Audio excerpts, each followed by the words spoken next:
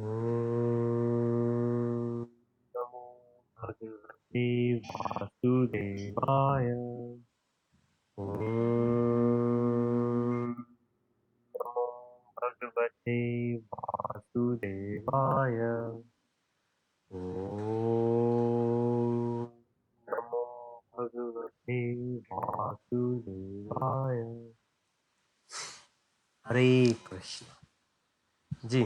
तो हमने 18 चैप्टर भगवद गीता में जो है उसमें से 9 चैप्टर्स हमने कर लिए, तो इसलिए हमने सोचा कि चलें हम रिवाइज करते हैं। तो 9 में से जो 5 चैप्टर्स हैं वो हम कल कर चुके। अब हम उसके आगे का चैप्टर 6 से रिवाइज कर रहे हैं। चैप्टर 6 जो कि ध्यान योग, अगर देखें तो जैसे हमने कहा कि चैप्टर 6 जो है वो भी कर्म योग का ही हम पार्ट मान सकते हैं, लेकिन अगर इसको बिल्कुल अलग करना चाहें तो इसको प्रॉपर हम नाम देके ध्यान योग दे सकते हैं। लेकिन अक्सर जितने मुख्य मुख्य योग माने जाते हैं उसमें से कर्म योग, ज्ञान योग और भक्ति योग ही माना जाता है। ध्यान योग ऐसा है कि आप जैसे हम कहें कि अगर हम कर्म कर रहे हैं तो वो भी हम कह सकते हैं कि भाई ध्यान से करो। अगर कोई ज्ञान ले रहा है तब भी हम कह सकते हैं भाई क्या कर रहे हो, अच्छे से ध्यान लगा के ज्ञान लो, पढ़ाई करो। अगर टीचर पढ़ा रहे हैं अच्छे से, या अगर कोई इंसान मेडिटेट कर रहा है तो उसके लिए हम बिल्कुल ध्यान योग उसी के लिए हम मेनली कहते हैं। लेकिन क्या ऐसा भी हो सकता है कि अगर हम भक्ति कर रहे हैं तो भी कोई ऐसा कहे कि भाई ध्यान लगा के भक्ति करो? क्या ऐसा भी कंसेप्ट हो सकता है? अगर सोचा जाए तो हो सकता है, क्योंकि जैसे हमने कहा कि भक्ति जो है, अगर हम देखें तो अष्टांग योग बहुत स्पेसिफिक है कि आपको, जैसे भगवान ने यहाँ पे बताया है कि आपको कैसे बैठना चाहिए अपनी सांस के ऊपर। और जैसे नम में नियम में अगर हम जाएं, नियम कौन से पालन करने चाहिए, ये बहुत स्पेसिफिक है। लेकिन भक्ति जो है वो इतना स्पेसिफिक नहीं है। अगर हम ज्ञान भी देखें तो ज्ञान भी बहुत स्पेसिफिक है। वेदों के अंदर ऐसा है कि किस चीज़ को हम ज्ञान कह सकते हैं, या भगवान यहाँ पे कहते हैं कि ज्ञानी है कौन।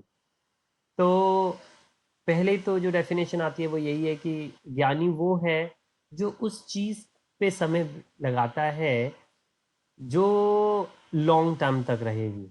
अगर हम आध्यात्मिक बुद्धि ना भी लगाएं और भौतिक बुद्धि, मटेरियल लेवल पे भी सोचें, तो अगर हमारे घर में बच्चा है कोई, या हमसे कोई छोटा है, तो हम उसको यही कहेंगे कि भाई क्या कर रहे हो।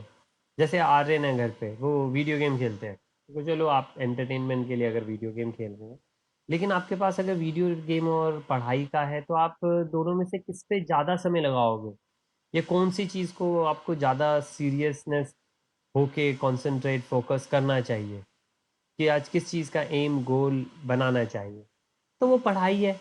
अब रीज़न ऐसा क्यों? क्योंकि भाई वो है जो कि लॉन्ग टर्म है।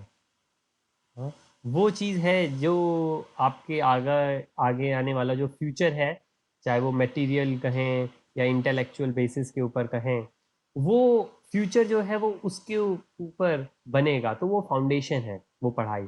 तो कहने का ये मतलब है कि उस चीज़ के ऊपर हमें ध्यान लगाना चाहिए। ज्ञान उस चीज़ को कहा जाता है कि ज्ञानी कौन है जो उस चीज़ के ऊपर ध्यान लगाता है जो परमानेंट है, लॉन्ग टर्म है। तो अगर हम देखें तो अध्यात्म और भौतिक के अंदर सबसे पहला जो डिफरेंस आता है और जो मेन डिफरेंस है उसमें हम यही कहते हैं कि भौतिक आप जितना मर्जी अचीव कर लें वो हमें मालूम है शरीर के साथ छूट जाएगा, और शरीर ऐसा है जो छूटेगा ही छूटेगा।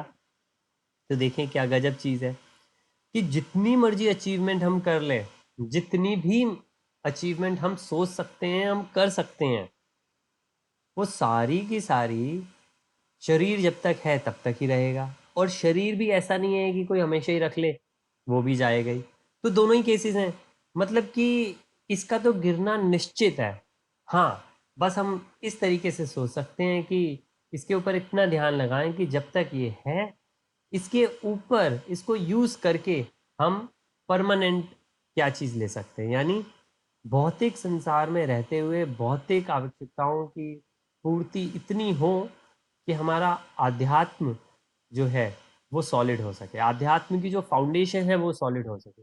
अगर कोई इंसान इस तरीके से जीता है तो उसको हमारे ग्रंथों में ज्ञानी बताया है। जैसे मेरे को याद, हमारे योगा के गुरुजी कहते थे कि मतलबी बनो, खूब मतलबी बनो, लेकिन उससे पहले ये जान लो कि किस चीज के अंदर तुम्हारा फायदा है, फिर उसके बाद मतलबी बनो। मतलब कि समय अपना दो और अपने लिए दो। ऑब्वियसली वो योगा के पर्सपेक्टिव से बताते थे कि अपने ऊपर समय लगाओ, लेकिन अपने ऊपर समय लगाने का मतलब ये नहीं है कि आप मेकअप वगैरह कर रहे हो, या और जो भी चीज़, जैसे ऑब्वियसली प्लास्टिक सर्जरीज वगैरह के ऊपर लोग काफ़ी पैसा और मेहनत करते हैं आजकल, स्पेशली यहाँ पर। तो उसको छोड़ के आप अपने शरीर के ऊपर, अपने मन के ऊपर, तो ध्यान योगा में अगर हम देखें तो ध्यान योग के अंदर वही सब कुछ है कि यहाँ पे आप जो भी लगाओगे वो आपको आध्यात्म की तरफ ले जाएगा। और अगर आप बिल्कुल, जो हम अष्ट कहते हैं, अष्टांग योग में जो 8 चीजें हैं उसमें जो आखिरी है वो मेन है। तो फाउंडेशन लेते लेते लेते लेते अगर आप आखिरी तक पहुंच गए तो भगवान कहते हैं वो भी इंसान जरूर मुझ तक पहुंचेगा। और यहाँ पे पिक्चर भी बहुत अच्छी बनी हुई है योगी की, जिसको दिखाते हैं कि उन्होंने अपने मन में ही परमात्मा का दर्शन कर लिया है। अब लूजली हम बात करते हैं तो हम कह देते हैं भगवान का दर्शन कर लिया। लेकिन हाँ, अब हम जिस लेवल पे हैं, और बल्कि अभी हम आगे देखेंगे कि भगवान ने जैसे कहा है कि भाई 3 तरीके की रियलाइजेशन हो सकती है अध्यात्म के अंदर। 3 और छोटे-छोटे भी हो सकते हैं, लेकिन ये 3 मेन हैं। जैसे कि हम कहें भाई ग्रेजुअल प्रोसेस है, पहले हमें उस चीज़ में आनंद नहीं था, अभी हमें इस चीज़ में आनंद है, तो वो भी हो सकता है। लेकिन 3 मेन बड़ी चीज़ें हैं। जैसे कि एक क्लास के अंदर सेमेस्टर्स भी होते हैं, लेकिन एक सेमेस्टर पास करके कोई ये नहीं कह सकता कि मैं एक ईयर पास हो गया। और अगर हाई स्कूल किसी ने पास किया है तो वो छठी या सातवीं पास करके नहीं कह सकता कि हाई स्कूल पास किया, राइट। ऐसे ही कॉलेज, ये तो बीच में बड़े बड़े माइलस्टोन्स हैं और बड़े बड़े अचीवमेंट्स हैं। उसमें से एक है जो हम कहते हैं ब्रह्मन रियलाइजेशन, कि फिर आत्मा का साक्षात्कार हो गया।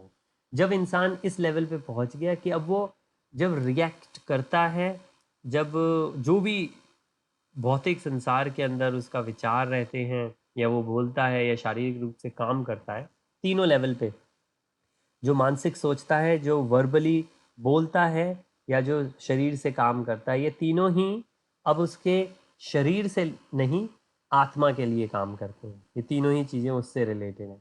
इसका मतलब ये नहीं है कि वो कपड़े पहनना छोड़ देगा, इसका मतलब ये भी नहीं है कि वो खाना खाना छोड़ देगा, लेकिन या वो शेव करना छोड़ देगा, राइट। लेकिन हाँ, इसका मतलब ये है कि वो इन चीज़ों को प्रायोरिटी नहीं देगा। ये चीज़ें वो इस तरीके से ही समझेगा कि जैसे हमें कार में बैठ के कहीं जाना है, तो जहाँ जाना है वो मेन चीज़ है, कार सिर्फ एक माध्यम है। लेकिन हम खुद जानते हैं आज की डेट में लोग वो जो माध्यम है उसके ऊपर ही इतना पैसा, रिसर्च और मेहनत, और सिर्फ इतना ही नहीं, अगर अच्छी गाड़ी ले ले इंसान तो उसके अंदर ही वो इतना प्राइड फेमस करता है। मेरे को दुबई की बात याद है कि एक फ्रेंड लेके गए, जब वो नई गाड़ी लेकर आए तो उन्होंने सबको दिखाई कि आओ मैं नई गाड़ी लेकर आया हूँ। इनफैक्ट काफ़ी लोग मिठाइयाँ बांटते हैं कि भाई नई गाड़ी ली है तो उस चीज़ के लिए मिठाई बांटें। तो वो जो चीज़ है वो चीज़ फिर ख़त्म हो जाती है। ये नहीं है कि गाड़ी नहीं लेंगे, लेकिन हाँ फिर ये नहीं होगा कि, और इसका ये भी मतलब नहीं है कि गाड़ी भी कोई थर्ड क्लास ले लेंगे। हाँ, गाड़ी भी अच्छी लेंगे, लेकिन हाँ ये नहीं देखेंगे कि गाड़ी ऐसी है कि भाई जिसके अंदर अब रेपुटेशन बढ़ रही है कि भाई लोग आजकल मर्सिडीज ले रहे हैं, बीएमडब्ल्यू ले रहे हैं। मैंने जब यहाँ पे मैं लंदन में आया वापस पेरिस से, तो फिर जब गाड़ी लेनी थी तो मेरे एक बहुत अच्छे फ्रेंड हैं लंदन में, तो वो मेरे को कहते थे देखो बीएमडब्ल्यू के अलावा कोई मत लेना। उन्होंने मेरी जान खा ली कि बीएमडब्ल्यू के अलावा मैं लेने ही नहीं दूंगा कोई और। क्यों? सिर्फ इसलिए ही क्योंकि उनके फ्रेंड सर्कल में अब सबके पास में बीएमडब्ल्यू या मर्सिडीज ही है, तो वो कह रहे नहीं वो ही लेनी है। तो इनफैक्ट उन्होंने मेरे लिए एक बीएमडब्ल्यू भी ढूंढ के निकाली, तो मैंने उसकी टेस्ट ड्राइव भी ली, लेकिन टेस्ट ड्राइव लेने के बाद मैंने कहा मेरे को मजा नहीं आया चलाने में। कहते लेकिन वो बीएमडब्ल्यू है। तो मैंने कहा ये तो कोई बात नहीं बनी भाई। तो कहने का ये मतलब है कि वो सारी चीज़ों से एक ध्यान योगी जो है वो अलग हो जाएगा, क्योंकि उसका ध्यान कहीं और है। तो मैं ऐसा नहीं कह रहा हूँ कि मेरा ऐसा हो गया है, लेकिन हाँ, ऐसे एग्जाम्पल्स हम अपने लाइफ में धीरे-धीरे देख सकते हैं। तो जब आत्मा के लेवल पे आके शारीरिक लेवल से हट के इंसान काम करने लगेगा, लेकिन अगेन इसमें हम कभी, क्योंकि बैलेंस बना के रखना बहुत ज़रूरी है। अगर हम गौतम बुद्धा का एग्जाम्पल लें, तो गौतम बुद्धा के जो मेन मुख्य 4-5 जो शिष्य थे, वो छोड़ के चले गए थे उनको, क्योंकि उन्होंने खाना शुरू कर दिया था। और वो जब तक उनके साथ में थे, जब वो बहुत ऑस्टेरिटी करते थे, तो उन्होंने तो ये कहा ये गजब बात है। अब उनको ज्ञान हो गया है, अब वो उनको ज्ञान देना चाहते हैं, लेकिन वो उनके साथ ही नहीं है। वो छोड़ के चले गए कि ये गिर गया। लेकिन बाद में उन्होंने यही बताया कि मिडल मिडल मार्ग है, कि इधर भी नहीं जाना, उधर भी नहीं जाना, बीच में जाना है। और जिसका बेस्ट एग्जाम्पल हम कहते हैं कि ये भवसागर है, और ये भवसागर के पार हमें जाना है।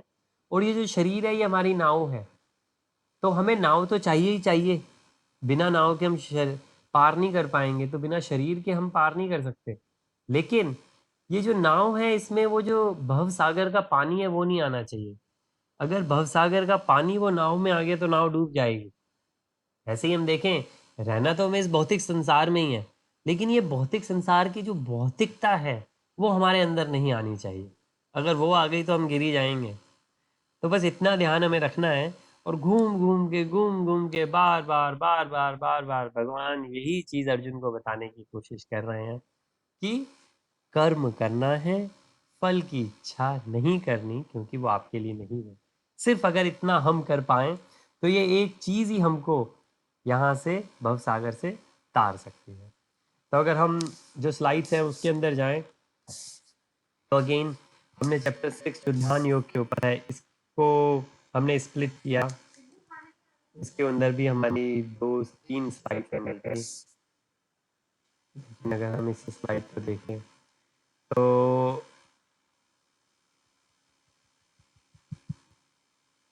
सबसे पहले भगवान ने यही बताया कि जो डिटैच करो अपने आप को, आसक्त करो चीज़ों से, निष्काम कर्म योग में लगो, फल से अलग हो।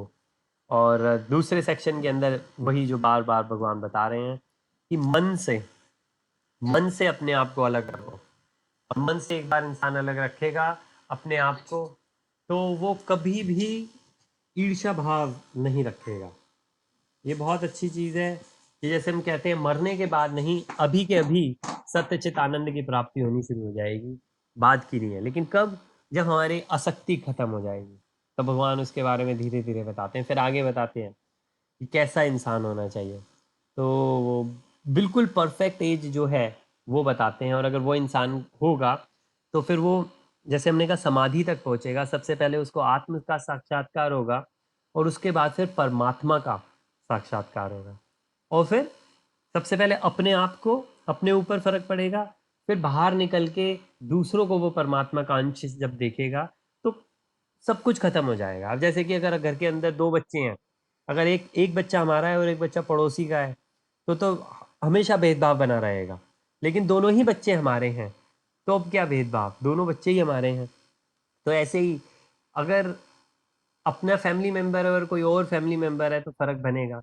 लेकिन अगर सारे ही आपको अपने ही फैमिली मेंबर लगेंगे, तो अब भेदभाव किस चीज़ का रहेगा? अब किस चीज़ से जलन होगी? किसी चीज़ से नहीं होगी। हाँ, अब इसमें ऐसा एग्जाम्पल लिया जा सकता है कि भाई उन लोगों का क्या, जो अपने ही फैमिली मेंबर्स के अंदर, जैसे चाचा ताऊ के अंदर लड़ाई हो गई प्रॉपर्टी को लेके, अब उन लोगों का क्या? तो वही है कि उन लोगों के लिए हमने ये कहा है कि वो पहले लेवल तक पहुंचे ही नहीं ना, वो तो अभी भौतिक के लेवल पर ही हैं। तो हम जिनकी बात कर रहे हैं, वो सेल्फ रियलाइजेशन होने के बाद परमात्मा का रियलाइजेशन हो, उसके बीच की बात कर रहे हैं। लेकिन जो अगर पहले ही लेवल पर है, तो उसको तो दूसरों की बात ही नहीं, उसको अपने ऊपर ही अभी काम करना है। उसको सेल्फ, यानी अपनी ही आत्मा की शुद्धि करनी है। और उसके लिए भगवान फिर सेक्शन 4 में जाते हैं, जिसके अंदर भगवान मन के ऊपर नियंत्रण करना बताते हैं। अब अगेन अगेन हम ये कहते हैं कि यहाँ पे नियंत्रण करना बताते हैं, लेकिन कृष्णा कॉन्शियसनेस में, भक्ति में हम नियंत्रण करना नहीं बताते हैं। हम ये कहते हैं कि मन एक ऐसी चीज हम मानते हैं कि माने थाली के अंदर बैगन रखा हुआ है। वो एक कहावत भी है हिंदुस्तान में कि थाली का बैगन, ना इधर का ना उधर का। तो अगर हम इस तरीके से कहें कि थाली में बैगन रखा है, कभी वो इधर हो जाता है और कभी उधर हो जाता है, तो कभी इधर होता है तो माने कभी वो माया की तरफ हो जाता है, और कभी उधर होता है तो माने जो बुद्धि है, वो बुद्धि जो हमें ज्ञान से मिली है, वो बुद्धि उसे सही जगह ले जाने की, आत्म साक्षात्कार की तरफ ले जाने की कोशिश करती है। तो एक तरफ हमको माया खींचती है और दूसरी तरफ हमारी बॉडी हमको सेल्फ रियलाइजेशन की तरफ, आत्म साक्षात्कार की तरफ खींचती है। तो मन इन दोनों के बीच में घूमता रहता है। अब या तो हम मन के ऊपर नियंत्रण पा लें, कंट्रोल कर लें, और हम कहें भाई बुद्धि की बात सुनो, माया की ना सुनो। बहुत अच्छा है, परफेक्ट। भगवान यही बता रहे हैं 6.33 से लेके 6.36 तक, 3 वर्सेस के अंदर, बल्कि 4 वर्सेस के अंदर। तो ये जो भगवान कह रहे हैं, इसके बाद अर्जुन ये कहते हैं कि भगवान मन को तो मतलब ऐसा लगता है कि हवा को रोक लें, मन को रोकना बड़ा मुश्किल है। तो फिर भगवान बताते हैं कि हाँ, ये माया खींच रही है ना, इसलिए। तो फिर माया क्यों काम कर रही है हमारे ऊपर? माया इसलिए काम करती है क्योंकि माया के 3 गुण हैं। माया ने हमको बहकावे में रखा हुआ है कि वो गुण हमारे हैं, लेकिन जिस दिन हमको ये रियलाइज हो जाएगा वो गुण हमारे नहीं है, इस शरीर के हैं, तो हम उस माया से परे हो जाएंगे। तो देखिए, बहुत ही लॉजिकल वे के अंदर भगवान ने बताया है। तो अब हमें क्या करना होता है? 2 चीज़ कर सकते हैं, या तो दोनों चीज़ें अलग कर सकते हैं या दोनों चीज़ें साथ कर सकते हैं। क्या? एक, हम सुबह शाम बैठें और इस चीज़ के ऊपर मेडिटेट करें, इस चीज़ के ऊपर मेडिटेट करें, विचार करें, फिर हम जप करें हरे कृष्णा का, या जैसे अविनाश अपने हरिओम ओम का जप करते हैं, जप करेंगे। हम अपने मन को नियंत्रण करने की कोशिश कर रहे हैं, लेकिन जब करने बैठेंगे तब हमें पता लगेगा कि भैया ये तो अर्जुन सही कहते थे। ये तो ऐसा शास्त्रों में है कि जैसे मंकी होता है, एक डाल पे कभी वो रुक ही नहीं सकता, वो इधर से उधर जाते ही रहेगा। और बहुत ही अच्छी बात है, जब 10 दिन की विपश्यना करने जाते हैं, तब पता लगता है कि कुछ भी कुछ भी आप कर लो, मन रुकता ही नहीं है, और मन जाएगा भी या तो भूतकाल में या भविष्य में। तो अब उसको कैसे रोक सकते हैं? अगर किसी ने नहीं करी मेडिटेशन तो कोई करने की कोशिश करे, तब ये पता लगता है कि नियंत्रण करना तो मुश्किल है। लेकिन हम क्या कर सकते हैं? हम उसको इंगेज कर सकते हैं, हम उसको दूसरे कामों में लगा सकते हैं। जैसे बच्चा है, बच्चे को आप कहो कि खेलो मत, तो बच्चा सीधा सीधा ये पूछेगा, भाई क्या करूं, फिर क्या करूं भाई। लेकिन अब आप बच्चे को ये कहो कि आओ ये खेल खेलते हैं, और उस खेल के अंदर सब भगवान की बात हो रही है, या बच्चा कहेगा मेरे को स्टोरी सुनाओ, आप कहोगे, नहीं, कोई ये फ्रोजन वाली स्टोरी नहीं सुननी, कोई टाइगर किंग की स्टोरी नहीं सुननी, कोई हैरी पॉटर की स्टोरी नहीं सुननी। तो ये नई नई नई हो गया। राधे देन हम उसकी तरफ जाएं, हम ये कह सकते हैं, हाँ आओ भगवान कृष्ण की स्टोरी सुनाएं भागवतम से। आओ भगवान ने जो फंडे बताए हैं भगवत गीता में उसको डिस्कस करते हैं, और ये बहुत ही इंटरेस्टिंग रहता है। कई बार ऐसा होता है कि हमारी क्लास पूरी हो जाती है, उसके बाद बच्चे पकड़ लेते हैं कि अच्छा आपने ये बोला था तो ये तो ऐसे है, ये तो वैसे है, और उसके ऊपर हमारी डिस्कशन होती है। तो मेरे को भी सरप्राइज होता है, बच्चों की एज थोड़ी सी छोटी है, लेकिन ये हमको लगता है कि छोटी है, वो तो डेवलप कर रहे हैं और इवॉल्व कर रहे हैं। तो हम ये समझ सकते हैं बहुत अच्छे से कि कंट्रोल अगर हम कर पाएँ बहुत अच्छा है, लेकिन कर पाना बहुत मुश्किल है। जो रिलेटिवली ईजी है वो भी कोई स्ट्रेट अवे नहीं होगा, लेकिन इससे ईजी है कि इंसान इंगेज कर सकता है अपने आप को। तो भैया 2 क्वेश्चन है भैया यहाँ पे मेरे। बिल्कुल। हाँ जी, नहीं, बिल्कुल बिल्कुल, आप बताएं अविनाश। एक क्वेश्चन इसी टॉपिक पे और एक क्वेश्चन पीछे जो टॉपिक निकल चुके उससे है। मैं पहले इसी से शुरू करता हूँ। प्लीज। भैया ये जो आप कह रहे हो एंगेज कर सकते हैं और मुश्किल है, मुश्किल तो भैया बहुत है। बट जो लोग मेडिटेशन करते हैं वो आइडल बैठ जाते हैं जी। आंखें बंद करके और अपने आप को, अपनी ब्रीदिंग इनको ऑब्जर्व करते हैं। जी। बट आप और हम लोग क्या करते हैं? हम लोग जाप करते हैं। आप हरे कृष्ण हरे मंत्र, राम, कोई राम का, तुलसीदास जी राम का जाप करते थे, उन्होंने अपनी जीवनी में लिख रखा है। जी। जी।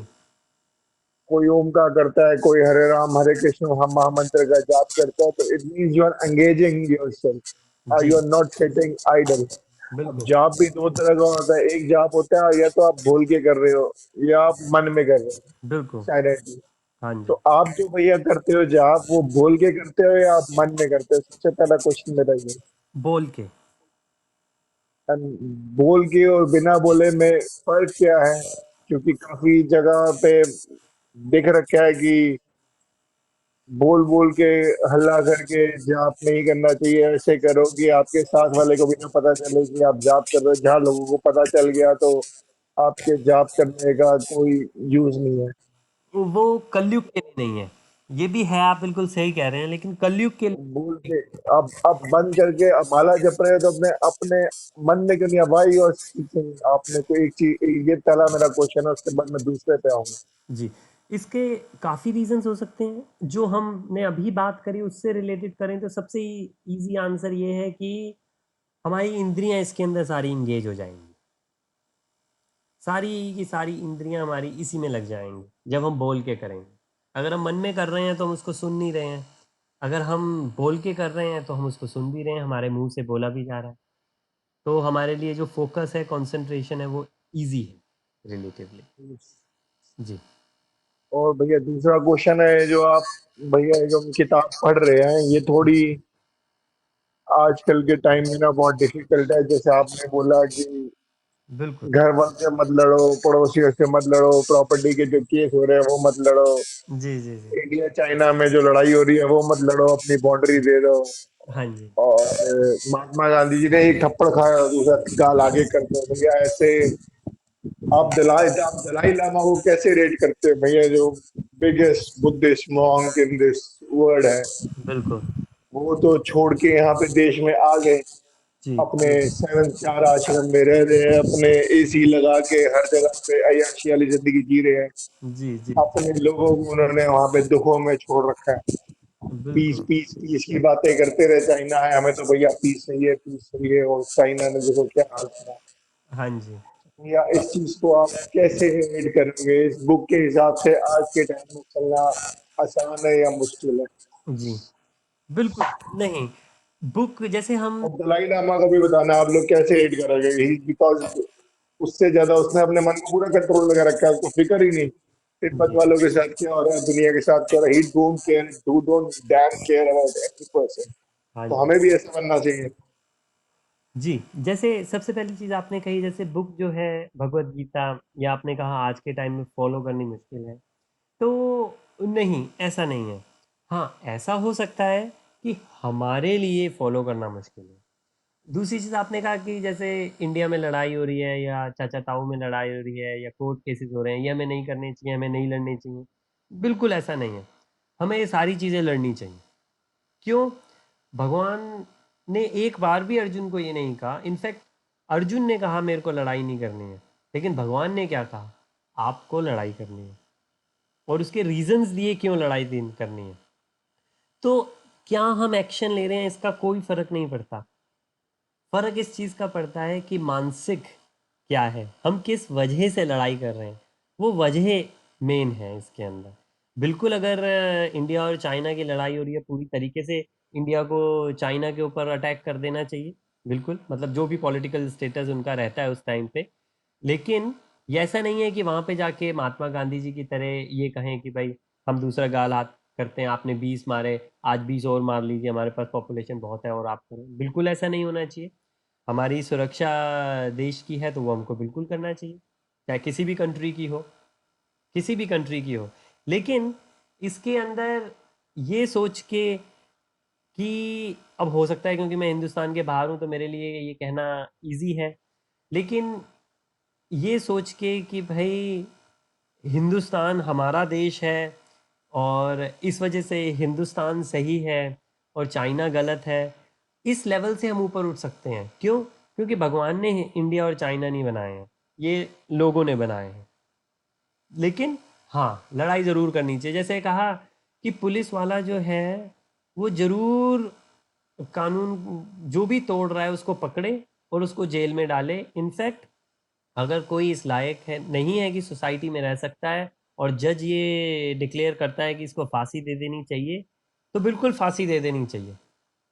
क्या एक्शन है वो जिस कंट्री के अंदर आप हैं वहाँ के रूल्स एंड रेगुलेशंस के हिसाब से चलेगा। लेकिन फ़र्क यहाँ पे ये आएगा, क्या वो जज एक्शन लेते वक्त या वर्डिक्ट देते वक्त उसके मन में क्या ये आ रहा है कि ये इंसान गंदा है।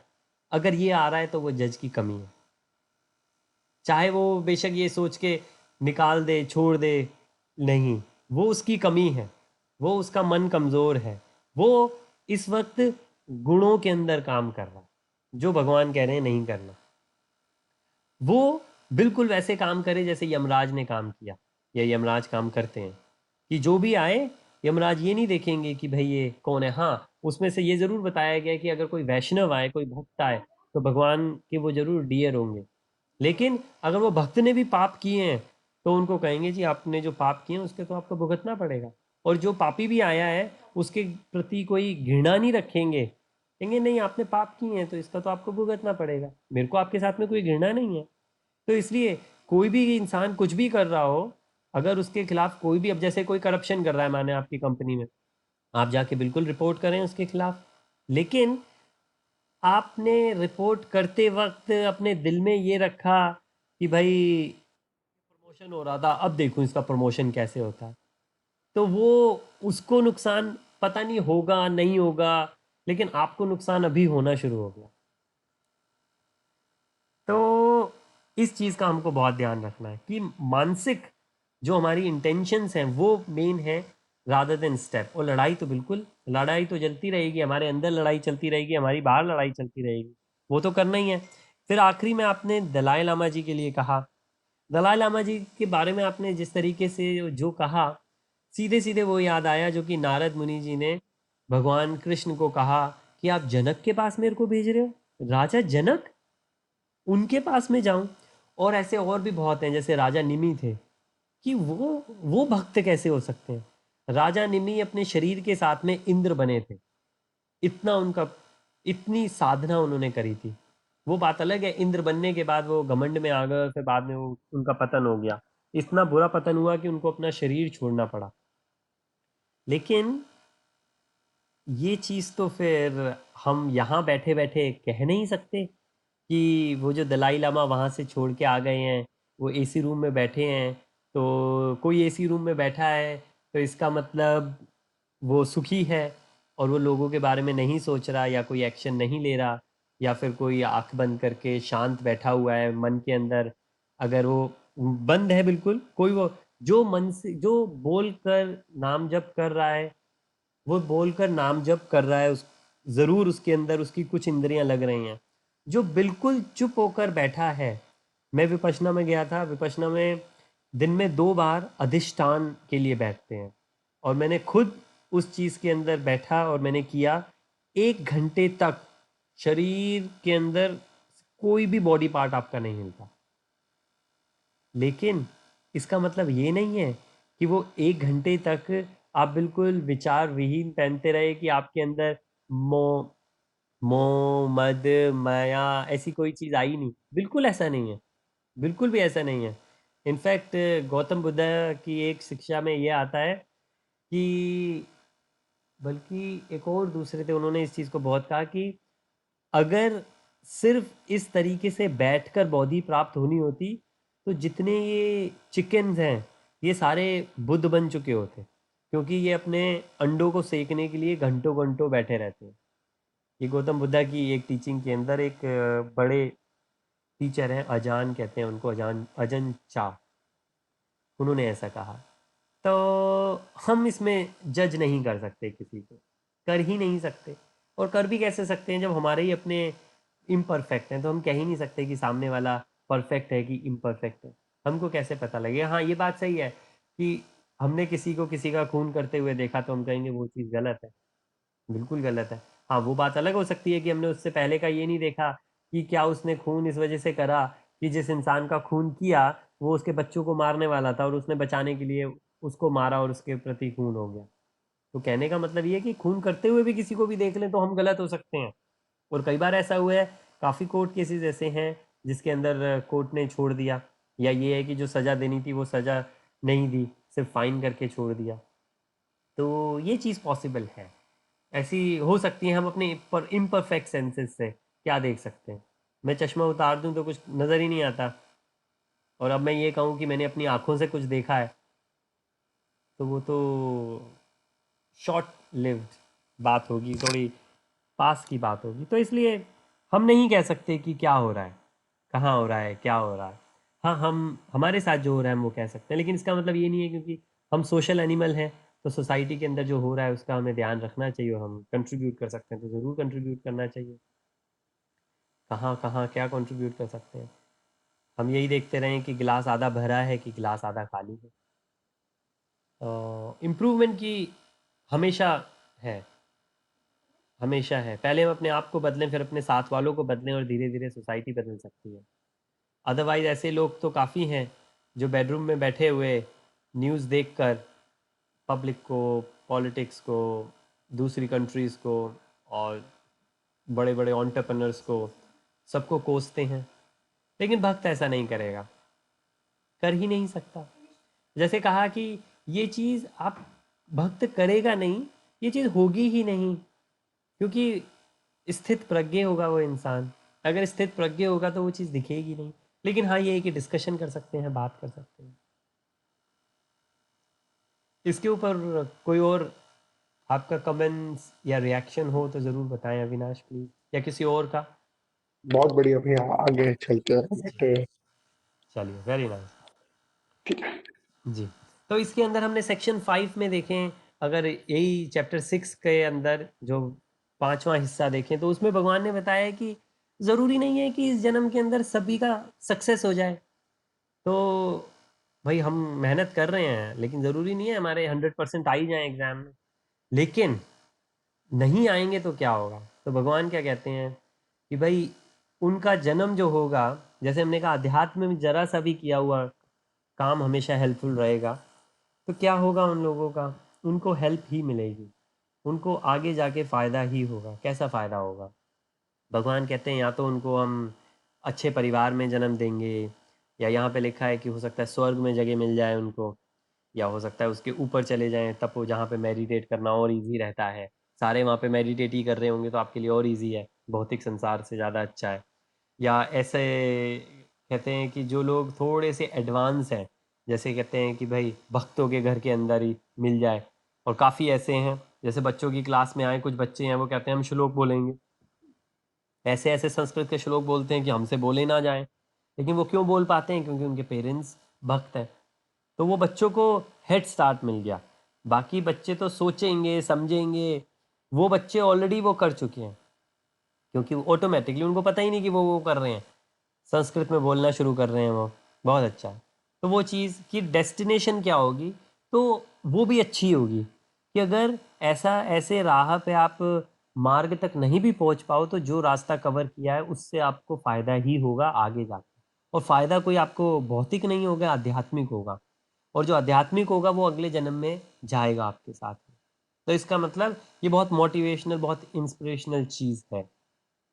और सेक्शन 6 देखें तो फिर उसके अंदर आया है भाई कि सबसे योगी कौन है। तो कहा है कि योगी तो जो है वो, मतलब जितने भी साधु हैं, संत हैं, उन सबसे बड़ा योगी है। जो ऐसे लोग हैं जो बैठ के मन में विचार करते हैं, जैसे कि काफ़ी लोग इस चीज़ पे मेडिटेट करते हैं, अहम ब्रह्मस्मि, अहम ब्रह्मस्मि, जो कि बात सही है, लेकिन इस पे मेडिटेट करते हैं। तो कह रहे हैं कि उनसे अच्छे योगी हैं। तो इसलिए आप देखेंगे ज्ञान योग से ऊपर थोड़ा सा ध्यान योग को मानते हैं, कि ध्यान योग में वो ज्ञान योगी हो चुके हैं, उनको इस चीज़ का ज्ञान हो गया है, तो उसके बाद अब वो ध्यान योग में लग रहे हैं। एंड ऑब्वियसली अब ये नहीं है कि ध्यान योग का जिसने नियम ही शुरू करे हैं वो ज्ञान योग से ऊपर हो गया, नहीं, मतलब कि और ऊपर उसने साधना शुरू कर दिया, वो साधक हो गया है। लेकिन तो योगी इन सबसे अच्छे हैं, लेकिन इन सभी योगियों में से भगवान कहते हैं जो मेरे ऊपर विश्वास रखता है, और विश्वास ही नहीं रखता, विश्वास रख के मेरी लिए सेवा करता है, वो मुझ में सबसे ऊपर है। तो इसका बहुत अच्छा वर्स आता है। तो योगी इन सबसे ऊपर है, लेकिन इन योगियों में भी जो मुझ में श्रद्धा लगता है वो सबसे अच्छा है, तो मुझ में श्रद्धा रखता है और उस तरीके की सेवा करता है। इसलिए कहते हैं कि डिवोशनल सर्विस, सर्विस करनी है और कैसी करनी है, भक्ति भाव से सेवा करनी है। तो अब भक्ति भाव से सेवा करनी है भगवान के लिए, तो हम कैसे भगवान के लिए सेवा कर सकते हैं? भगवान के लिए कोई इंसान क्या सेवा कर सकता है?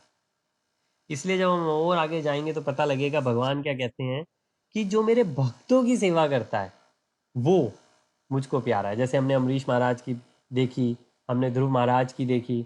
ध्रुव महाराज की जो सौतेली माँ थी, उन्होंने ध्रुव महाराज को ऐसे कहा कि भाई इस मेरी कोख से पैदा हो तब अपने फादर की गोद में बैठ सकते हो। और जब ध्रुव महाराज को हुआ भगवान का दर्शन, और जब ध्रुव महाराज वापस गए भगवत धाम, तब दूसरे विमान में जो उनकी माता थी सौतेली माता सुरुचि, वो भी उनको भी मिल गया। तो पूछा भाई ये इनको कैसे? कहते क्योंकि इन्होंने भगवान के प्रति इनडायरेक्टली ध्रुव महाराज को प्रेरित किया। अगर ये नहीं कहते तो वो भगवान की तरफ जाते ही नहीं। तो गजब है। तो ये तो अनचाही डिवोशनल सर्विस हो गई, मतलब आपने किसी को भक्त बना दिया या किसी को भक्ति प्रदान कर दी इनडायरेक्टली, तो भी उसका लाभ है। अब सोचें कोई कॉन्शियस माइंड से अगर लगा दे, ये कहने की बात ये है कि डॉक्टर ने दवाई दी और माँ दवाई लेकर आई, बच्चे को नहीं खानी, माँ ने किसी चीज़ में लपेट के इधर से उधर से करके बच्चे को खिला दी, बच्चा खा गया, तो उसका भी फायदा होगा। लेकिन हाँ, अगर वो बच्चा दिल से मन से खुश से मन कंट्रोल करके उसे खाएगा तो उससे और ज़्यादा फायदा होगा, लेकिन फ़ायदा फिर भी होगा। तो इसलिए डिवोशनल सर्विस में, डिवोशनल सर्विस भक्त की करनी पड़ेगी, हमें भक्तों की करनी पड़ेगी। तो वो भगवान, और भगवान इसको और आगे कहेंगे कि जो मेरे भक्तों को सेवा करता है वो मुझे और प्यारा है। अमरीश महाराज की कहानी में बहुत साफ आता है, क्योंकि भगवान विष्णु के पास में जब दुर्वासा मुनि जाते हैं तो वो कहते हैं मैं भी नहीं रोक सकता अपने चक्र को। क्योंकि दुर्वासा मुनि कहते हैं पहले ब्रह्मा जी के पास में, शिव जी के पास में जाते हैं, फिर विष्णु भगवान के पास में जाते हैं। विष्णु भगवान कहते हैं मैं, मेरा चक्र है, मैं भी नहीं रोक सकता, क्योंकि मेरे भक्त के लिए चला है वो, तो मेरे भक्त का नियंत्रण है उसके ऊपर, मेरे भक्त से आप पूछो। तो जब वो भक्त को सरेंडर करते हैं तो वो भक्त हाथ जोड़ के वो सुदर्शन चक्र को कहते हैं कि थैंक यू सो मच, आप इनको प्लीज़ छोड़ दीजिए, ये दुर्वासा मुनि जो है मेरे पूजनीय है। और फिर वो चले जाते हैं। तो इसी चीज़ को अगर हम देखें अष्टांग योग के ऊपर, तो हम जिस चीज़ की बात करते हैं अष्टांग योग में, यम नियम आसन, आसन को हम एक तरीके से हठ योग फिजिकल जो होता है जो यूजली सारे करते हैं, और फिर काफ़ी लोग आजकल प्राणायाम भी करने लग गए हैं। उसके बाद तो ये चार चीज़ें फिर भी हैं, यम नियम। यम नियम तो ऐसे हैं कि मतलब डूज एंड डोंट्स, मतलब कि यम जो हमें नहीं करने चाहिए और नियम जो हमें करने चाहिए।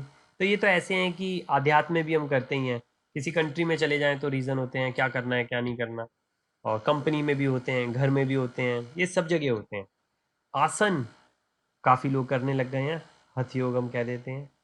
प्राणायाम उसके ऊपर है, क्योंकि हठ योग जो है वो मेनली शरीर के लिए है, मन के ऊपर भी फर्क पड़ता है। प्राणायाम मन के ऊपर और फर्क पड़ता है। तो आसन और प्राणायाम जब मिलके योगा होता है तो और आप अगले लेवल पे पहुंचते हैं।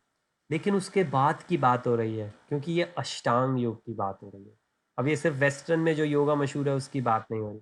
प्रति प्रतिहार, तो इसके अंदर अब आप देखें धीरे धीरे हम अपनी इंद्रियों की बात करना शुरू कर रहे हैं, और उसके बाद धारणा, फिर मन की बात कर रहे हैं, क्योंकि हमने क्या कहा, इंद्र से परे मन है, मन से परे बुद्धि, और बुद्धि से परे आत्मा। फिर हमने ध्यान की बात करी, और ध्यान की बात की किस पे ध्यान करेंगे, हम भगवान के ऊपर ध्यान करेंगे, या अगर हम कहें हमारा लेवल क्या है, हम आत्मा पे ध्यान कर सकते हैं, हम परमात्मा पे ध्यान कर सकते हैं, या फिर अगर हम भक्तों के बीच में हैं हम भगवान पे ध्यान कर सकते हैं। और फिर उसके बाद जो हमारे मन की स्थिति बनी, और जो अब हम बोलेंगे, जो हम सोचेंगे और जो हम करेंगे, वो चीज़ पूरी तरीके से इंद्रियों के परे होगी, पूरी तरीके से इंद्रियों के परे। और ये यहाँ पे कोई ज़बरदस्ती नहीं है, इस लेवल पे कोई ज़बरदस्ती नहीं है। सबसे लेवल 1 और 2 पे ज़बरदस्ती हो रही है। हम बच्चों को ज़बरदस्ती करवाएंगे, अपने साथ भी। हम अच्छा है, दुबई से आबू धाबी जा रहे हैं, क्या मस्त रोड है, आपका मन करता है 140 से ऊपर स्पीड ले जाएं। आपकी गाड़ी भी ले जा सकती है, रोड भी खाली है, लेकिन कैमरे लगे हैं, हमको रोकना पड़ेगा अपने आप को। ठीक। लेकिन तो वो नम यम और नियम में आ गया, क्या करना है क्या नहीं करना।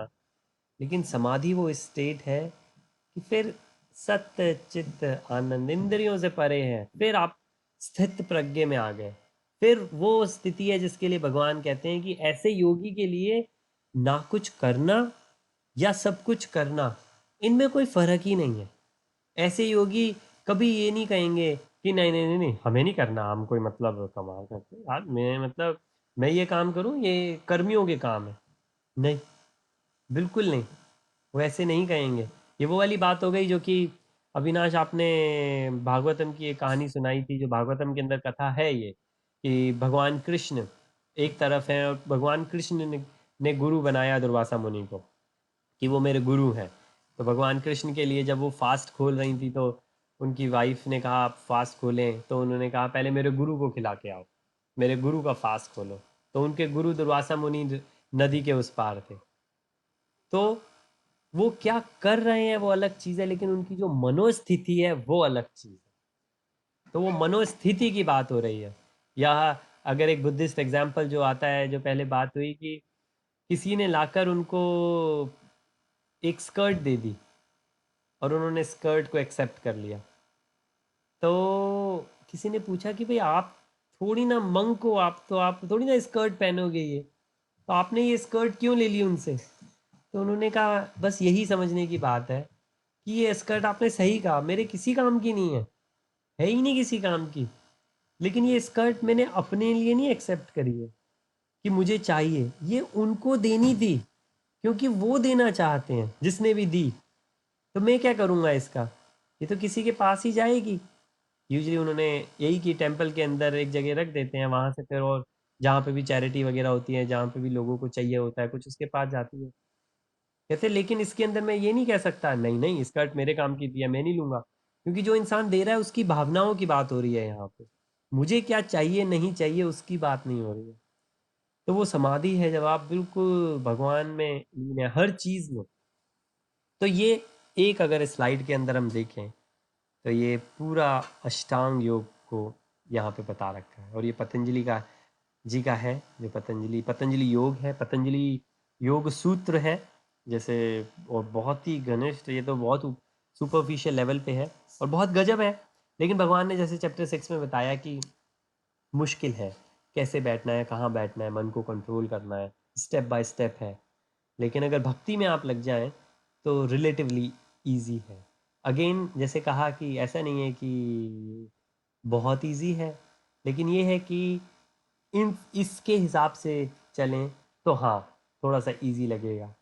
कि अगर हम किसी को ये कहें कि भाई भगवान का भजन करना है, आओ यहाँ पे बैठ के कीर्तन करेंगे, तो कीर्तन कर सकता है कोई। लेकिन उसको कहो कि आओ चलो एक कमरे के अंदर लाइट वाइट ऑफ करके या थोड़ी सी डिम लाइट लगा के आधा घंटा बस ऐसे बैठो, चलो अपने ऊपर ध्यान लगाओ, तो इंसान क्या प्रेफर करता है।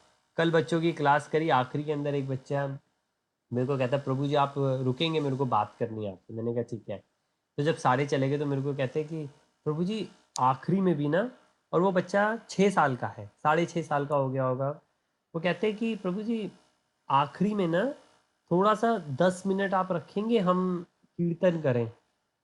शुरू में हम सिर्फ 10 मिनट कीर्तन करते थे, अब वो कीर्तन जो है करीबन 25 मिनट चलता है। 60 मिनट्स की 1 घंटे की क्लास है, 25 मिनट कीर्तन चलता है, कई बार तो आधे घंटा कीर्तन चलता है।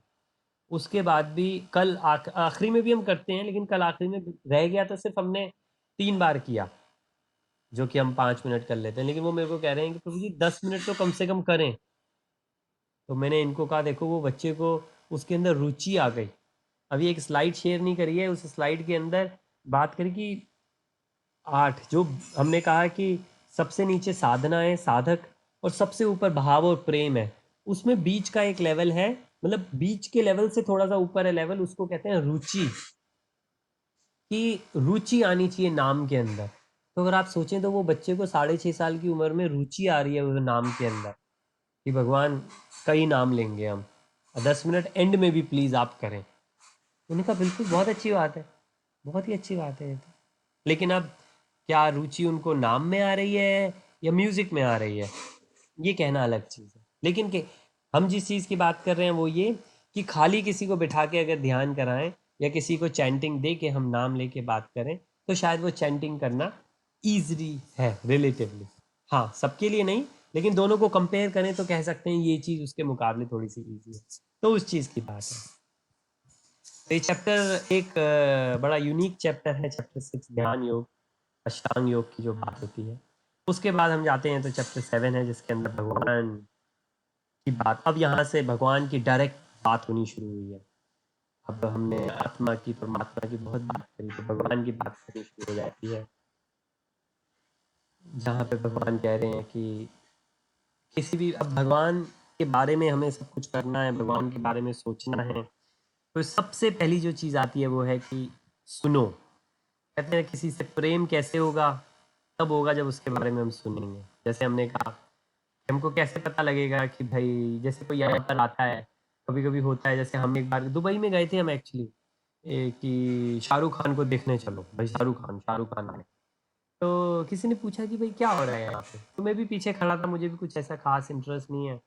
तो मैंने कहा ये आएंगे, अभी आए नहीं थे, मैंने कहा आएंगे अभी, वो शाहरुख खान है। तो पूछे शाहरुख खान कौन है, नाम तो सुना है हमने। तो मैंने बताया कि भाई काफ़ी ऐसे इंडिया में बॉलीवुड में फेमस है। तो मैंने और दो चार चीज़ बताई कि ऐसी मूवी, ऐसी मूवी, ऐसी मूवी। तो वो खड़ी हो गई लेडी वहाँ पे, कहते ये तो मतलब गजब है। तो जब मैं वो सोचता हूँ तो मेरे को बड़ा याद आता है कि जब तक उनको ये पता नहीं था, जब तक उन्होंने शाहरुख खान के बारे में सुना नहीं था, शाहरुख खान के लिए कोई अट्रैक्शन नहीं था, जैसे ही सुना, अब वो भी वहां पे खड़े हो गए, शाहरुख खान है, कौन है, गजब है यार, देखना चाहिए भाई। तो वैसे ही भगवान है। सोचें, शाहरुख खान ने थोड़े से काम किए, भगवान ने क्या क्या काम किए। अब अगर आप भगवान के बारे में किसी को बताओ तो कोई इंसान कहेगा भाई वाह, ऐसे भगवान है यार, इनके बारे में तो और जानना चाहिए, सुनना चाहिए, पढ़ना चाहिए। तो इसलिए कहने का ये है कि सबसे पहला जो स्टेप है वो हियरिंग है, सुनना। भगवान के बारे में हमें सुनना चाहिए। और भगवान के बारे में क्या सुनेंगे भाई, शाहरुख खान के बारे में कोई क्या सुनाएगा, उनके क्या काम है वो सुनाएगा, उनकी जो मूवीज हैं वो सुनाएगा।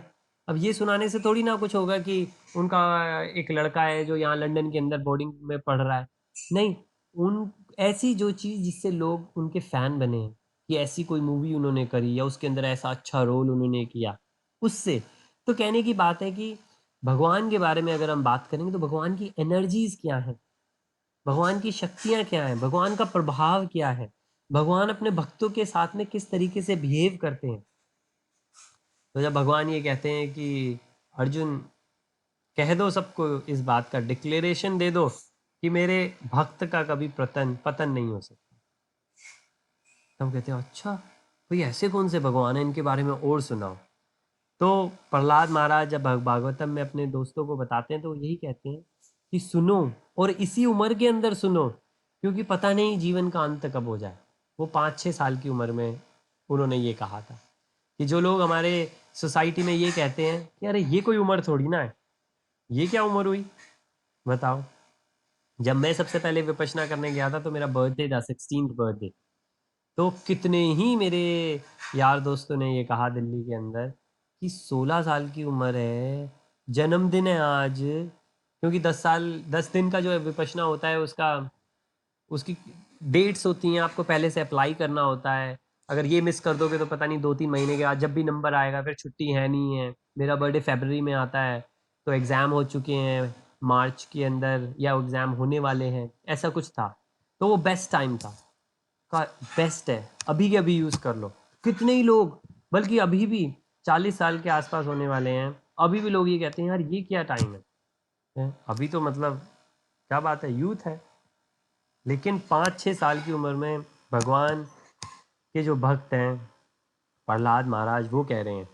और क्यों कह रहे हैं, क्योंकि जब वो अपनी माँ के गर्भ में थे तब उन्होंने नारद मुनि से भगवान की कथा सुनी। इस चीज़ का बहुत फ़र्क पड़ता है कि हम कथा सुन रहे हैं, लेकिन किससे सुन रहे हैं, किससे सुन रहे हैं। अब माने कोई, मेरी 40 साल की उम्र हो गई मानो, ठीक, पिछले जितने भी सालों से अगर मैं भक्ति के बारे में पढ़ रहा हूँ, लेकिन कोई ऐसे हैं जो कि मानो 30 साल से जो महाराज हैं, वो सेवा के सेवा किए जा रहे हैं, उनसे अगर आप सुने, तो सुनने में ही जो आनंद आएगा, आहा, क्योंकि उनकी अपनी पर्सनल रियलाइजेशंस रहेंगी उसके अंदर। तो नारद मुनि से उन्होंने सुना, माँ के पेट में था तब सुना, जब वो बाहर आए तो उसके बाद फिर वो भक्ति के अलावा उनको कुछ और समझ ही नहीं आया, वही करना है। तो सबसे पहली चीज़ जो भगवान कह रहे हैं कि मेरे बारे में नॉलेज मेरी जो लो, उसको सुनो। किससे सुनो? भक्त से सुनो। अब भक्त कौन होता है? जैसे हमने बार बार कहा, परंपरा में युक्त होता है भक्त, राइट? कि डिग्री करो, इंजीनियरिंग की डिग्री करो, पर कहाँ से करो? एक अच्छे इंस्टीट्यूट से करो, रेप्यूटेड इंस्टीट्यूट से करो। ये नहीं कि रोड के ऊपर जहाँ पे लगा हुआ है यहाँ पे एमबीए करें, तो फर्स्ट फ्लोर के ऊपर जाके वो एमबीए करा रहे हैं, वहां से कर लो। नहीं, मेहनत करो, ढूंढो कहाँ से करना चाहिए, कौन सा इंस्टीट्यूट अच्छा है, फिर वहां से करो। तो सेक्शन 2 में भगवान बता रहे हैं कि भाई, मेरी जो भी मेरे अप्पा और परा और अपरा, दो बताते हैं कि भौतिक संसार में जो देखते हैं वो भी मेरी शक्तियां हैं, और जो अध्यात्म में है वो भी मेरी शक्तियां हैं। तो दोनों ही मेरी हैं, दोनों ही मेरी हैं, क्योंकि जो माया देवी हैं वो भी मेरी है, जो प्रकृति है, और जो पुरुष है वो तो मैं हूँ ही। तो प्रकृति और पुरुष का आता है कि यही दो चीज़ें हैं बस, प्रकृति और पुरुष। तो हम भी वो प्रकृति में ही आ जाते हैं, लेकिन फिर भगवान की 3 मेन एनर्जीज आती हैं, जिसके अंदर हम कहते हैं कि एक अतरंगा है, जो भगवान की अतरंगा शक्ति इंटरनल, फिर एक एक्सटर्नल है बहिरंगा, जो हम सब देखते हैं, और एक है मार्जिनल, मध्य की जो है, बीच की, वो हम है। क्योंकि हम इधर भी गिर सकते हैं माया में, और भगवान की तरफ आध्यात्म में भी जा सकते हैं, क्योंकि हमारे पास चॉइस है, तो हम बीच की माने जाते हैं। लेकिन हम भी, जैसे हमने कहा कि है, बाद में 15 चैप्टर में आता है कि हम भी भगवान के ही अंश हैं। तो भगवान इस तरीके से कहते हैं कि ये 3 जो मेरी शक्तियां हैं, वो मेरे अंदर ही काम करती हैं, मैं उनके अंदर नहीं आता। और फिर उसके आगे जाके भगवान कहते हैं कि इन इंद्रियों को नहीं, इन इंद्रियों के सामने मत करो। जैसे कोई आइसक्रीम लेने के लिए आधा घंटा ड्राइव करके गया कि भाई आइसक्रीम खानी है यार आज तो, मतलब, या बारिश हो गई तो अरे यार पकोड़े हैं, मतलब इतना अच्छा सुहावना मौसम और पकोड़े ना बने हो तो फिर क्या बात है। तो ये हम गोस्वामी नहीं बने, गोस्वामी की इंद्रियों का जो स्वामी बन गया। तो हम गोस्वामी नहीं बने, हम गोदास बन गए, हम अपने इंद्रियों के दास बन गए। अब इसका ये मतलब नहीं है कि अगर किसी को हम बारिश के मौसम में पकोड़े खा के देखे तो हम उसको ये कहने लगे, देखो ये तो गोदास है, गोदास है, गोदास है। ये दूसरी फ्लिप साइड हो गई जिसमें हम गिर सकते हैं। इसका ये मतलब नहीं है, लेकिन अपने लिए हम ये समझ सकते हैं। इसका मतलब ये भी नहीं है कि कोई पकोड़ों से कोई बैर करने लगे, लेकिन हाँ, हम ये जरूर सोच सकते हैं कि कोई भी काम हम कर रहे हैं, तो क्या ये मटेरियल लेवल पे हम अपनी इंद्रियों के लिए कर रहे हैं, कि क्या इंद्रियों के प्रभाव में आके हमको इतनी ज़्यादा मेहनत करने की ज़रूरत है, या वो आधे घंटे को हम बचा सकते हैं, या कोई बहुत महंगा कोई हॉलीडे करने जाता है। तो ये चीज़ भगवान यहाँ पे कह रहे हैं कि उनको नहीं, इंद्रियों को नहीं, मुझको सरेंडर करो, मुझको। तो भगवान को कैसे सरेंडर करेंगे? भक्ति भाव में लगकर। और फिर भगवान बताते हैं कि 4 तरीके के लोग हैं जो मेरी तरफ आते हैं। तो उसके अंदर एग्जाम्पल भी आते हैं कि जो ध्रुव महाराज थे, वो वो पीड़ित थे, वो दुखी थे, वो पहले उसमें आते हैं आर्थों में, कि भाई वो, उनको चाहिए था कि कोई मेरी हेल्प करे, उनकी अपनी सौतेली माँ ने उनको बहुत कहा। तो वो पहली कैटेगरी में आते हैं जो दुखी होते हैं। जैसे मैंने कहा, मेरे एक फ्रेंड है, मैंने उनसे पूछा भाई आपने क्यों भगवत गीता पढ़नी शुरू करी? तो मैं बचपन से जानता हूँ उनको, स्कूल टाइम के फ्रेंड है मेरे। तो वो कहते हैं कि मेरे फादर जब चले गए थे तो मेरे को कुछ ऐसा एक्सपीरियंस हुआ कि मैंने कहा कि भगवान तो है। तो वो उस कैटेगरी के अंदर आते हैं। फिर दूसरे, एक हम कह सकते हैं कि गजेंद्र हैं, गजेंद्र को भी हम इस कैटेगरी में कह सकते हैं। ध्रुव महाराज और ये दोनों लेकिन अगर ध्रुव महाराज को हम ये भी कह सकते हैं कि उन्हें कुछ चाहिए था, है ना, कुछ मटेरियल चीज़ चाहिए थी उनको। जब ध्रुव महाराज गए थे तो मटेरियल चीज़ चाहिए थी उनको। उनको ये चाहिए था कि मेरे को अपने फादर से भी बड़ा राज्य मिले, तो जो बाद में उन्हें मिला भी। लेकिन जब भगवान उनके सामने आए तो फिर उन्होंने कहा भगवान नहीं, मैं तो मतलब जो वर्ड्स उन्होंने यूज़ किए, अगेन वो 5-6 साल के बच्चे थे, उन्होंने वर्ड्स यूज़ करे, उन्होंने ये कहा कि भगवान मतलब मैं अपने फादर से भी, और उनके फादर कौन थे, उत्तानपाद, उस टाइम धरती पे उनसे बड़ा कोई राजा नहीं था। उत्तानपाद मनु के उसमें थे, वंशज थे, उससे बड़ा कोई राजा नहीं था उस टाइम पे। तो वो उससे बड़ा चाहते थे, तो वाकई बहुत बड़ी चीज़ चाहते थे वो। लेकिन भगवान के दर्शन होने के बाद उन्होंने क्या कहा कि भगवान मैं तो टूटे हुए कांच के टुकड़ों को चाहता था और इस चीज़ के लिए आपकी भक्ति करी थी, लेकिन आप तो भक्त वत्सल हैं, आपने मुझे अपना दर्शन ही दे दिया, तो अब मुझे कुछ नहीं चाहिए।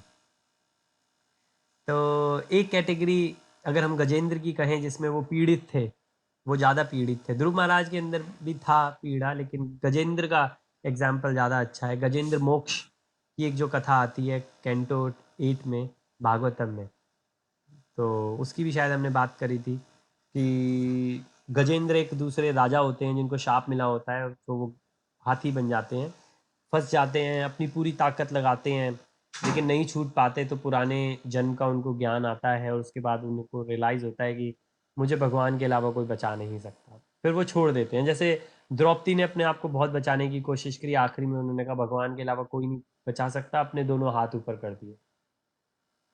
उसी तरीके से, बिल्कुल उसी तरीके से गजेंद्र ने पास में एक कमल का फूल अपनी सूंड में लेके ऊपर कर दिया भगवान के लिए कि भगवान ये मैं आपको अर्पित करता हूँ, और मैं यहाँ पे सरेंडर हूँ बिल्कुल। जो मैं सोचता था कि ये जो मगरमच्छ है इसको तो मैं बिल्कुल ही मसल दूंगा, तो मैं समझ चुका हूँ कि ये मगरमच्छ नहीं है, ये आपकी माया है, और मैं बिल्कुल सरेंडर करता हूँ। भगवान तुरंत आ गए, क्योंकि फिर वो इंसान भक्त बन गया था, वो हाथी भक्त बन गया था। तो वो उसी टाइम उनका उद्धार हो गया, वो दूसरी कैटेगरी में आ गए। वैसे तीसरी कैटेगरी के अंदर जो कुमार थे, 4 कुमार थे जो ब्रह्मा जी के बच्चे थे, तो वो उस कैटेगरी के अंदर आ जाते हैं, ज्ञानियों में आ जाते हैं। वो पहले इम्पर्सनलिस्ट थे, ब्रह्मा जी ने उनको बाद में ज्ञान दिया था, और फिर भगवान आए थे, तो भगवान के चरणों में तुलसी जो थी उनके पत्ते को स्मेल करके उनका मन बदल गया। तो एक उनकी बहुत अच्छी कहानी आती है। तो ऐसे करके भगवान ने चारों के एग्जाम्पल दिए हैं कि ये 4 तरीके के लोग हैं, और अक्सर देखें तो हम चारों इसी के अंदर आते हैं, कोई ना कोई इसी कैटेगरी में आ ही जाता है। लेकिन ऐसा कोई ज्ञानी जो लिखा है, ऐसा ज्ञानी जो कि भौतिक कुछ नहीं चाहता, वो श्रेष्ठ है, लेकिन वो रेयर है। तो काफ़ी ज्ञानी ऐसे मिलते हैं जो कहते हैं कि साफ साफ लिखा है कि ऐसा ज्ञानी बेस्ट है, ऐसा ज्ञानी श्रेष्ठ है, ऐसा लिखा है कि जितने लोग मुझको, ये लिखा है 4 लोग मुझे सरेंडर करते हैं, इसमें से एक ज्ञानी भी है। लेकिन इन सब में जो ज्ञानी ऐसा है जो कि भौतिक लेवल पे कुछ नहीं मानता, वो श्रेष्ठ है। जो भौतिक लेवल पे कुछ नहीं चाहता, वो श्रेष्ठ है। तो काफ़ी ज्ञानी लोग इसे कहते हैं, देखो साफ तो लिखा है भगवत गीता में कि ज्ञानी श्रेष्ठ है। आप कहते रहते हो भक्त श्रेष्ठ है, भक्त श्रेष्ठ है। और काफ़ी जो अष्टांग योग में जाते हैं, ध्यान में जाते हैं, जो पीछे चैप्टर में कहा गया है कि भाई ऐसे योगियों के अंदर बस जो मन लगा के बैठ जाए वो योगी मस्त है, या सारे जितने लोग हैं कर्मकांडी हैं और ज्ञानी हैं उसमें सबसे ज़्यादा योगी है, तो वो उसको ले लेते हैं उस वर्ष को कि भाई योगी है। तो ऐसे काफ़ी लोग मिलते हैं जो बीच में से एक एक वर्स निकाल के अपने मतलब का अपने हिसाब से समझ के उसको फॉलो करते हैं। लेकिन अगर हम सही से पढ़ें, सारे 18 चैप्टर को हम कॉन्टेक्स्ट लगा के पढ़ें, तो हम समझ सकते हैं कि भगवान मेनली भक्ति ही दे रहे हैं अर्जुन को। ज्ञान दिया, लेकिन ज्ञान के बाद भगवान ने यही कहा कि मुझको सरेंडर कर दो, तो भक्ति ही दे दो, भक्त बन जाओ।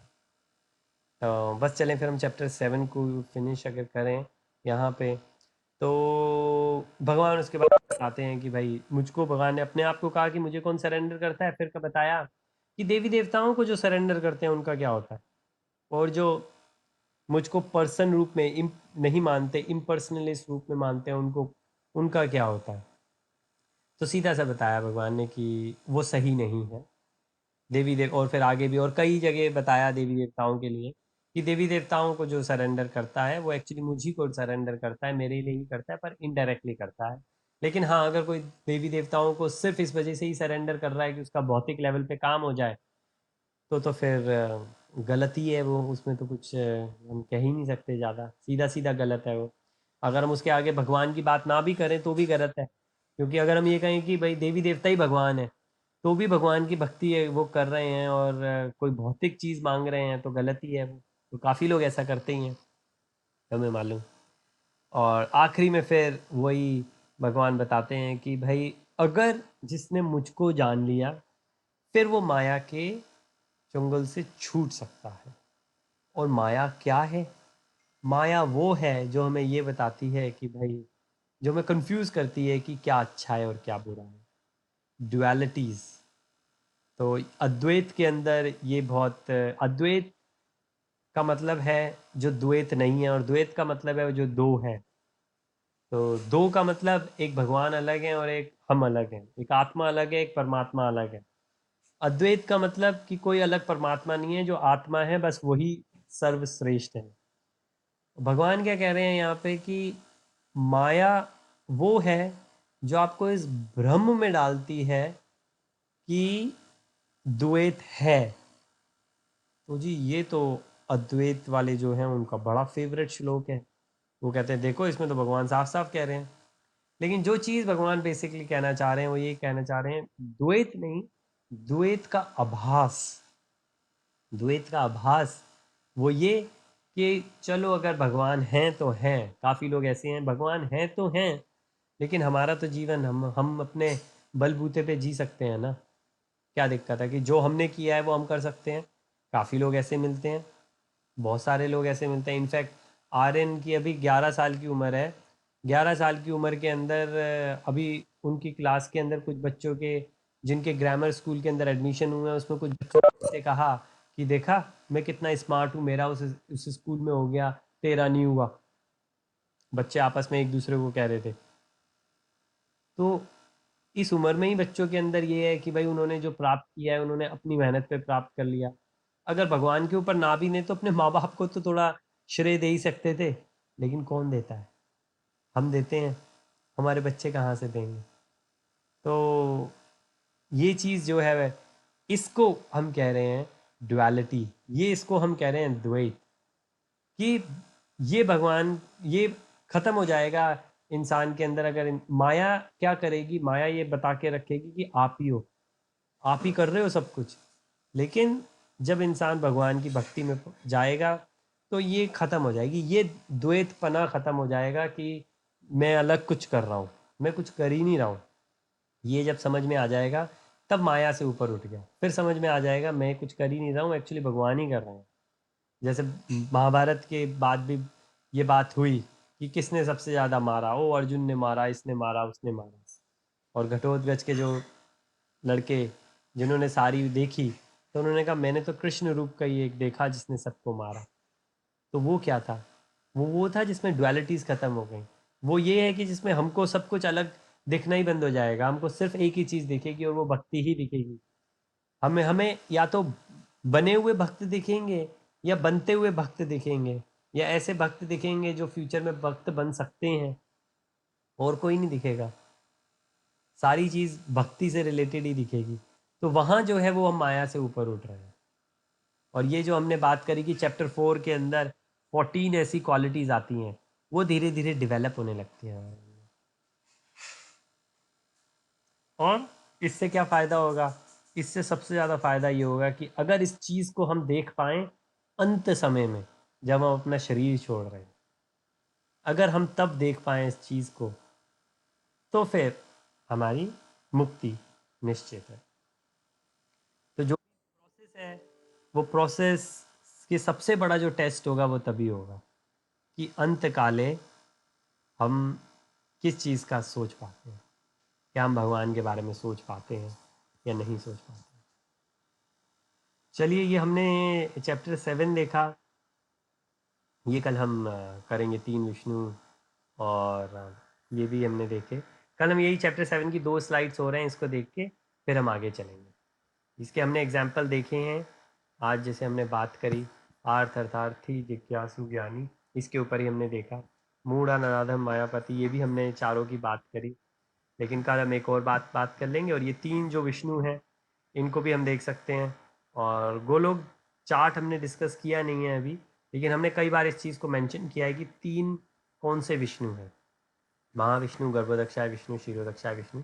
लेकिन हम और इसको कल डिस्कस करेंगे, अगर मौका मिलता है तो फिर हम, कल क्या है, कल फ्राइडे है, तो कल हम बेशक गोलोक धाम थोड़ा सा डिस्कस कर लेंगे, गोलोक चार्ट डिस्कस कर लेंगे थोड़ा सा।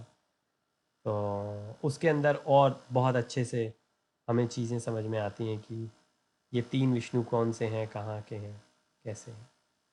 चलिए, और कोई बात हो, कोई कमेंट हो, कोई क्वेश्चन हो तो प्लीज़ बताएं। अदरवाइज़ हम यहीं पे समाप्त करते हैं और कल यहीं से कंटिन्यू करेंगे।